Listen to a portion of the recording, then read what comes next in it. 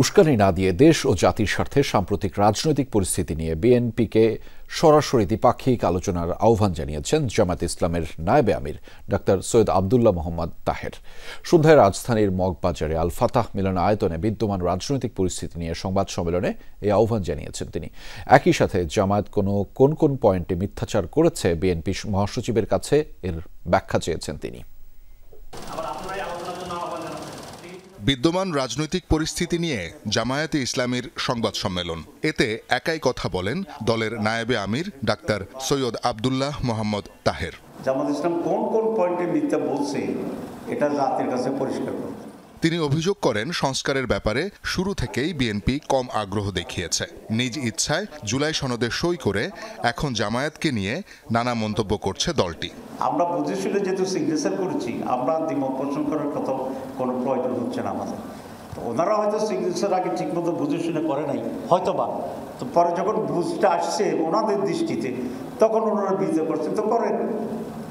কিন্তু আমরা বিশ্বের সাথে দেখলাম যে ওনারা সংস্কারের বিরোধিতার সাথে সাথে জামায়াতে ইসলামীকে টার্গেট করে বিরোধিতা করা শুরু করে।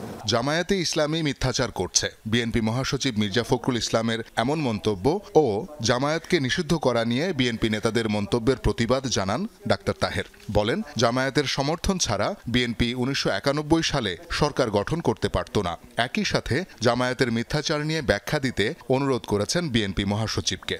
আমাদের তো সিনিয়র 11 জন নেতাকে হত্যা করছে আওয়ামী লীগ, কিন্তু বিএনপির এমন কোনো সিনিয়র নেতাকে ফাঁসি দিচ্ছে? তাহলে ফাঁসিটা খাইছি আমরা, প্রফিটটার সুরক্ষা নিছে বিএনপি। একটু লজ্জা থাকা উচিত না যে মানুষ তো দেখতেছে যে এরা একদিন আগে একসাথে খাইছে, একটু উপরে উল্টো পাল্টা কথা বলছে। বিএনপি এখন আওয়ামী লীগের ন্যারেটিভ দিচ্ছে।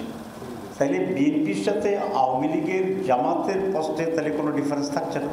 বিভিন্ন বিশ্ববিদ্যালয়ের ছাত্র সংসদে যেমন শিবির 80% ভোট পেয়েছে, তেমনি গণভোটেও 80% ভোট জামায়াতের পক্ষে আসবে বলেও দাবি করেন ডাক্তার তাহের। বলেন, এই ভয়ে বিএনপি গণভোটে যেতে চাচ্ছে না।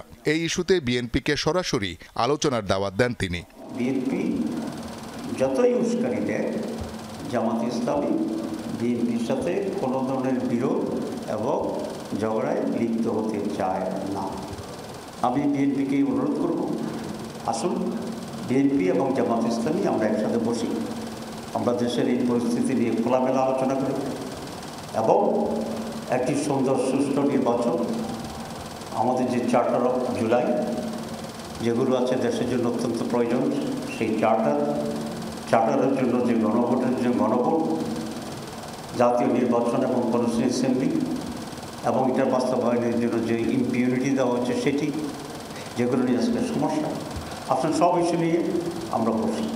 সবশেষে ঐক্যমত্য কমিশন ও প্রধান উপদেষ্টাকে দেশের মানুষের পক্ষে শতভাগ সঠিকভাবে সিদ্ধান্ত নিতে অনুরোধ জানান মোহাম্মদ তাহের। রাজনীতির খেলা আছে, কিন্তু বেশি খেলাটা রাজনীতিকে ঝুঁকিপূর্ণ। শওকত মঞ্জুর শান্ত, যমুনা নিউজ, ঢাকা।